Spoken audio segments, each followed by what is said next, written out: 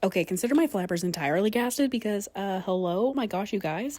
I don't think I've ever received that many orders in a short amount of time. I don't think I've got that many orders on TikTok in general since I've been on TikTok Shop. So thank you guys. Oh my gosh. I did get a lot of the same questions though. So let's do another quick round of Foodie Magnet FAQs. Number one, what are the magnets used for? So if you're visual like me and you kind of forget when you buy food what you actually bought, these are a visual reminder for your fridge to be like, hey, you bought this at the grocery store. Make sure it doesn't go to waste. Freaking eat it, okay? Number two, the basic set has things you don't use. That's totally fine. On our website, you can build your own set. And you can do whatever quantity you want. You could do 5, you could do 105. It's totally up to you. And they do auto discount, so the more you add, the better discount you get, up to, I think, over 20. And just an honorable mention, I do draw every single food. My husband and I make every single magnet. I'm so glad you guys love them. Thank you so much for the support. Okay, bye.